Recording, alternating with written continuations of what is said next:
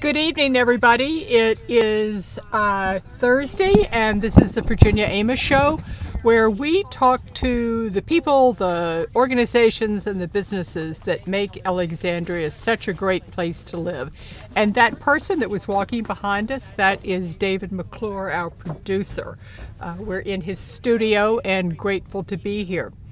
Tonight I have with me Shad Thomas and Alyia Gaskins, who are fellow board members of Agenda Alexandria. And we're doing kind of a tee up to the program that is coming on Monday, entitled Diversity, Equity, and Inclusion in Alexandria.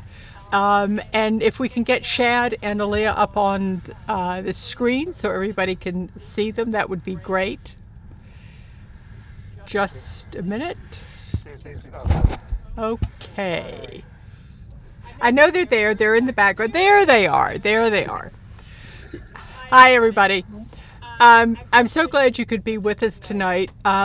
This topic is so important in the light of so many things that have happened this year. And I do want to talk a little bit about the panel itself and what we're going to hear on Monday. But more than that, given just the scope of this title, how did you even begin to think about what a panel would look like? I mean, how could you narrow it down to just one or two people? And also in light of the fact that there are numerous other groups in Alexandria, civic-minded groups, that are also exploring this topic. And I know that we don't want to step over each other. So tell me a little bit about how the process got started. Sure. Well, I'd be happy to start. I think you're right. This is a very complex and big topic, and we wanted to make sure that we did it justice. And so actually, I would say planning really began last summer when the Agenda Alexandria board came together and started mapping out their topics for the year. And there was a bit of a discussion around, we want to have a talk about race. At the time, it was just after the murder of George Floyd. There were conversations about Breonna Taylor's murder, dealing with the inequities of our current pandemic and the ways in which Black and other people of color have been affected. How do we talk about these issues was something that came up. And I think at the time, people threw out a number of different directions. Should we be talking about the removal of Confederate statues? Should we be talking about, NBA players and other sports teams, having Black Lives Matter on their jersey? We should talk about the protests in Alexandria and, the marches that we saw for Black lives right here in our city. I think there were other questions about the renaming of T.C. Williams High School. And I think when Shad and I got together, we felt that we didn't want to go in a direction that just went on one of those issues. Instead, we wanted to figure out if our city is really going to be wrestling with all of these different conversations, then what do we need to do in order to be able to be prepared to have that conversation? And so we started thinking a lot about how do we take a step back and think about the Alexandria we want to be. If we aspire to be equitable and inclusive, then how do we figure out what that means? What are the terms we should be using? What are the questions we should be asking? What are the opportunities we would face and the challenges we have? And so I think that really shifted the conversation from going narrow on one particular question of what to do to figuring out how we can even talk and have a, constructive debate about where we go as a city. And then I think to your question about, a lot of groups are having these conversations. Shad and I did our homework. We reached out. Of course to Act for Alexandria. Yes, we reached out to other groups as well. And we said, what can we do that's different? What's a different type of conversation? And I would say the feedback we got was twofold. One was just because another group is having a conversation doesn't mean we don't need another one, because we've been talking about these issues since, the beginning of our country's founding, and we're going to need to continue to keep talking about it. And so we need to have more of this dialogue. So everyone encouraged us to do so. And then I think they ask us to really, move from maybe this conversation of why we need to talk about it in the first place to what should we be talking about and what can we do moving forward. And so we hope our panelists really start to, begin to shift the conversation in a new direction. Thank you. That's really great background. Shad? Yeah, and I'd love to add to that from what Alyia said. I mean, this was certainly a great discussion that we had going back to last summer when we got together as a board and said, which topics are we going to focus on? Because we do about eight programs per year, once a month, except for essentially the summer months. This was top of the list. This topic is super important. I mean, I think for me, just going through the events with the murder of George Floyd last year, kind of looking introspectively, saying, what can I do? What can I learn about? What can I do more?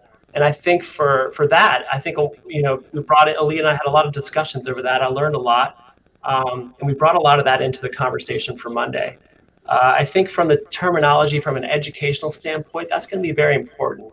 Understanding terms of microaggressions and allyship and privilege. And then kind of saying, what in Alexandria can I do to help? And I think from an educational standpoint, those two areas are going to be a key. I'm looking forward to hearing from the panelists and learning from them about those areas and what we can do in Alexandria. Good. And I want to hear more about the panelists. And Shad, I appreciate your perspective on this because as a born and bred Southerner, I just find myself almost every day just some new realization. And there's so many around this topic. There are so many what I call isms. And racism is, it's like an umbrella term almost. But when you dig deeper, and Alyia, I was really, particularly some of the things in your biography about understanding how racism affects health. How it affects wellness that we might not even think about. It's easy to think that it's about not using certain words or not or how the police act or somebody on the street. But it's so much more than that. And it really does. And you talk about inclusion, and it affects absolutely every aspect of our lives. Mm-hmm. And I think, I'm glad you brought that up because we often don't think about how the structures and the systems in which we operate were created and the ways in which our biases about race and who belongs and who doesn't belong have shaped not only the policies we've made, but the practices we've used to carry out business, whether that is in our housing systems, transportation, education. And so I think, it can sometimes feel a little overwhelming. Like if the whole system is messed up, then what do we do?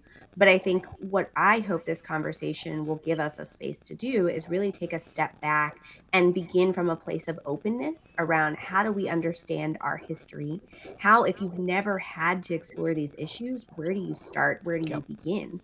And if there are things that make you uncomfortable, then that's okay. Be uncomfortable. We're all uncomfortable. But I think there's also a joy on the other side when we can think about how do we create a society where the systems no longer determine your outcomes, where race doesn't determine, your health and well-being or how far you go in education or the wealth that you accumulate. And so I think this will really get into all of those messy, complex, confusing intersections and hopefully spark a path for people to dive deeper and learn more. I would agree. And, there's a statistic that's been around for a long time, but in talking about systemic, 80% of all healthcare dollars are spent in the last 20% of a person's life expectancy. And how much could we change that if we started with good health practices, even prenatal care? That if a child comes into this world healthy and is given a healthy start, how much do we change that dynamic into what they grow into? And I think to me, it's similar to this in that if we start with what's the beginning and what do we do then, not necessarily for us, but for future generations, but how do we become aware of it and make that shift? Yes. So one of the things we'll be talking about on the panel is, so the city is, exploring a process of adopting a resolution on race and social equity. And the first principle, and I don't have it in front of me, so I'm probably going to get it wrong word for word, but the first statement in the resolution talks about acknowledging our history. And I think it gets at what you're saying about beginning from the beginning, understanding how did we get to this point so that we can take the next steps to really create a new foundation that acknowledges where we've been, reckons with the past, both the good parts and the ugly parts, and then starts to shift us forward. Good. I'll be interested in hearing more about that. Shad, why don't you point us towards who's going to be on the panel tomorrow? We'll talk a little bit about them and then get back into a general conversation. Yeah, that's fantastic. We've got just a great panel lined up, but I want Alyia to kind of talk about their backgrounds if she could. But it's Monday, the 25th at 6:30, and we'll go to 8. So a lot of times with Agenda Alexandria, since COVID, we've actually had a lot of noon events, panels. But this one's going to be in the evening, and we'd love to get a great showing for this. But Alyia, do you mind going through the actual panel and kind of talking about their backgrounds? We spent a lot of time really nailing down who we wanted to have on this, to have a productive discussion, because Virginia, like you said, these discussions they're challenging. They're not easy to have. But the more we learn, the more it's understandable. We can have these discussions to help us move forward. Sure. I don't know. Are you punting it to me because it's an all-female panel? I a little bit, but I know you know the panel members really well. So if I just read their bios, I think it'd be boring. But you know a few of those for a long time, and I figured to give it justice to us. Yes. So our first panelist is Bernadette Onyenaka, and she is the co-founder of the ONG Racial Equity Collaborative. And I met her several years ago. We both worked at the National League of Cities, which is an organization focused on helping local elected officials from all across the country in areas from transportation to economic development, really anything that involves city operations. And Bernadette was responsible for helping lead and launch their initiative on racial equity. And so Shad and I thought, we're not the first city to have this conversation. Many cities are wrestling with this. And so what can Alexandria learn from how other cities are entering into this conversation? Where did places get it right and where did they get it wrong? So that's the perspective she brings. She also does a lot of training with municipal governments and leaders, and just how you enter into conversation. And so we thought that she could really help with some of the level setting. Also, Agenda Alexandria doesn't shy away from tough conversations. Bernadette will give it to you straight. She is going to say what is on her mind, and I think that will push us and make us uncomfortable, but also push us to think in ways that we may not have. The other person on our panel is Sarah Vandergroot, and she is the co-owner of Mind the Mat Yoga Studio in Delray. And I met her actually, I took prenatal yoga with my son, Ezekiel. I had no idea about this other side, but after the murder of George Floyd and just other calls for Black lives and just other conversations happening in our city, Mind the Mat put an article in the Alexandria, I think it's the Alexandria Style Book magazine that basically said, as a business, we are all in for racial equity. We are not shying away. We are leaning in and figuring out how we can be better leaders. And they started offering classes and opportunities for people who are coming, usually to go to yoga classes, to be able to start experimenting and learning together around how they can be more supportive of racial justice in our community and what it means to be an ally. And so I thought it would be an interesting perspective because a lot of businesses are trying to figure out what they do in this space. We know that our business community in Delray is a pillar in our city. And so really seeing how they're leading the conversation at Mind the Mat and what they're encouraging other business owners to do in our community. And then last but not least, we have Jacqueline Tucker, and she is the city's first race and social equity officer. And so I think we thought she would be a great perspective to have because, you know, I don't know how one person does this, but her charge is to help us as a city figure this out. And she's trying to not only put together this resolution, but she's trying to build a coalition of groups across the community. She is trying to figure out how do we measure this work and what's the data we'll collect to see if we're moving forward. And so we thought it would be interesting to hear from her around what she's seeing, where are the challenges, and maybe what are the conversations not only that we need to have, but that we may not be prepared to have just yet. Wow, that sounds like a blockbuster group of women that you have put together.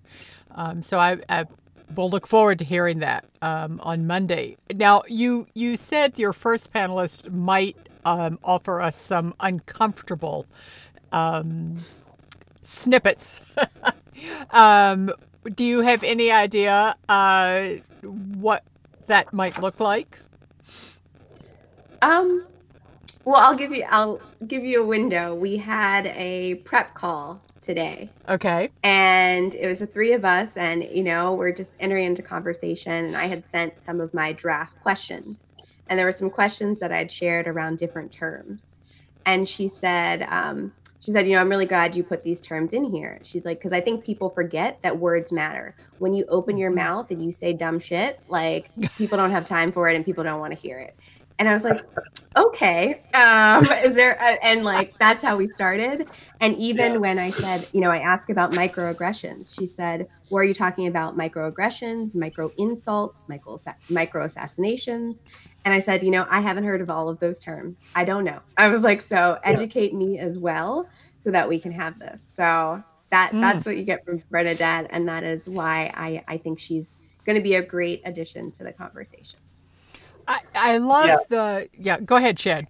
Sorry, if I could just add there too, Alyia. I mean, I think that when we talk about microaggressions, I mean, just I've been reading so much about this and just the terminology and just having a discussion on that and just for awareness, it's been to me enlightening because there's often times where a person may deliver a message that they think is maybe a compliment, but it's absolutely not received that way.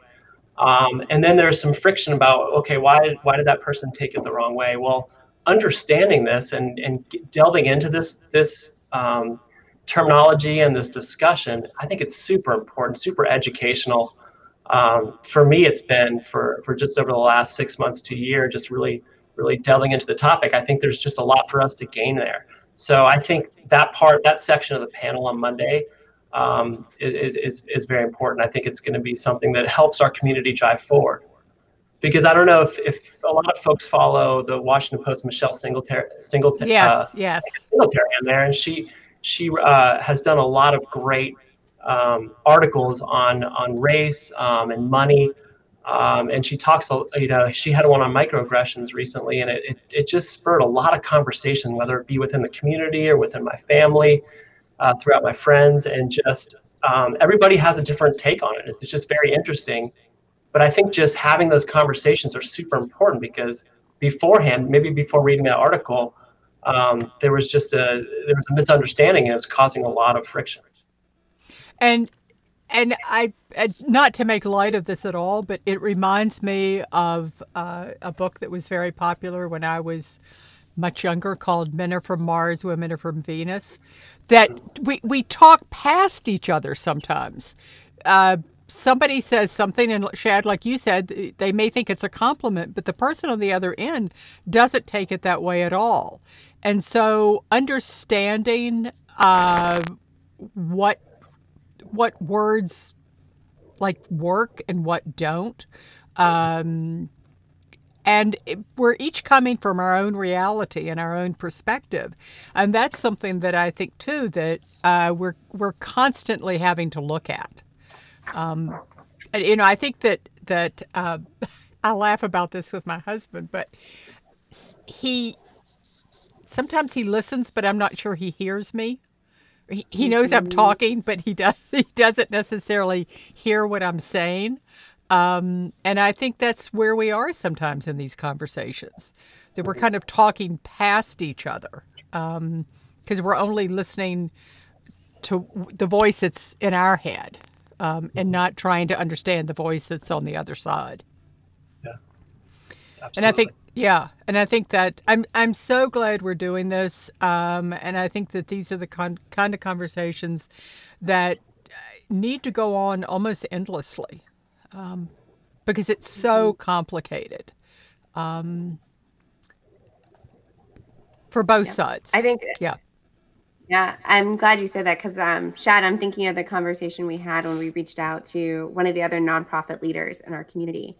And it was right after we had gotten off of a board call. And some members of the board had said, we want to leave this with what are the next steps? What do we do tomorrow? How do we move forward? And this one person who we spoke with, they actually said to us, they said, I would caution you from trying to make the panel about that.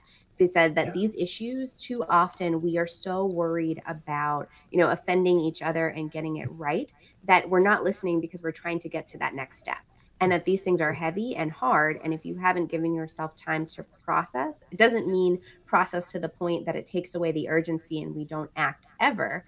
But it does mean that every conversation cannot be about rushing to how.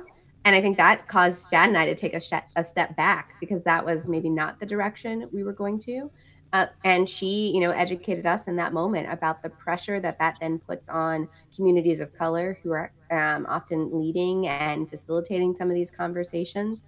The pressure it puts on other people to find an answer when that answer may shift depending on who you're talking to, the realities that they have faced, and the ways in which they experience our city. That was very eye-opening for me, as definitely as somebody who's like, we need results now, now, now. Let's figure out how we get there. Well, as a person who is a self-admitted slow processor, it takes me several conversations sometimes to really break through. It's like an onion. You just keep pulling back the layers. And in a conversation like this, you're not going to do that just one time. You're going to sift through it and then come back and say, "Oh, that's what it meant." That's hard. It's painful, and I really applaud the board for tackling this and for wanting to put something together that's substantive and that I would imagine would open the door to other conversations. Yeah, I would hope so. I mean, my thought here is from Agenda Alexandria perspective is that this is just the first of many for programs. I mean, obviously it's not going to be back-to-back months, but there's topics that hopefully we'll get out of this we'd love to get feedback from the viewers because that's important.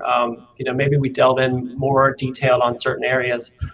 That's going to help us move forward. Super excited for Monday evening. Well, I think and I would just add my hope. Oh, I was going to say my hope too is not only that it brings more topics on race, equity, and inclusion, but that it brings a new skill set in a way that we incorporated it into other conversations. We're getting ready to have another topic on the budget. What are the racial implications of our budget? Who's impacted by our decisions when we disaggregate the data? We're getting ready to have a conversation, I think, later in the year on climate change. We know that while climate change affects all of us, that historically Black and Brown communities have been the most vulnerable to the effects of climate change. And so how do we even integrate these tools that we're going to be learning about and these ways of discussing and this ability to listen with openness, how do we incorporate that into other conversations so that at the end of the day, we can advance the debate that Agenda Alexandria has done so successfully in creating space for? That's brilliant. That's absolutely brilliant. And when I look at those words, diversity, inclusion, and give me the third one, it's just Equity just went out of my brain. That is an umbrella and a lens through which to look at these other issues. That's brilliant. And I think you're right. It's a great way to kind of structure our thinking that opens up the conversation in ways that it might not otherwise be opened up. Well, listen, we're almost through. Tell us again when it's going to be on and how people can find us on Monday. Yeah, so Monday, January 25th at 6:30 to 8 p.m. It's going to be obviously a virtual panel, and you can register for free at agendaalexandria.com. So we look forward to getting a big audience, a big turnout, super important conversation on Monday. Great, and it will later be available on YouTube? That's right. And you can go back to our Agenda Alexandria and see that. You can see it on YouTube as well, but live is on Monday evening. Oh, great. And we like it live because we want people to ask questions as this is going on, right? Yes. Absolutely. That's an important part. I mean, normally during normal times where we could do it in person, where you can ask questions if you're in the audience, but obviously virtual makes it a little bit challenging. But if questions come in via chat, we love to field those and bring those into the conversation if we can. And you know what? You're really offering people, people may be embarrassed to ask a question on this topic. It may be just tenuous for them, but they can ask it anonymously, which I think is for some people would be very comfortable. So I would encourage everybody to tune in on Monday night. Go on Agenda Alexandria to register and get your information. You'll see Shad and Alyia again, along with the panelists, and I guarantee you it's absolutely going to be a terrific program, and we can't wait to have you with us. I will be back next week to talk about Mindy's catering. Just a 160 from what we're talking about now, but you never know what you're going to get here. So again, Shad, Alyia, thank you so much for being with us tonight, and I look forward to seeing you on Monday. Thank you, Virginia, for having us. Great. Thanks for having us. Bye.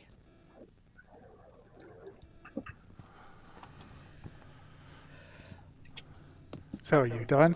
Yeah. Okay. Ah.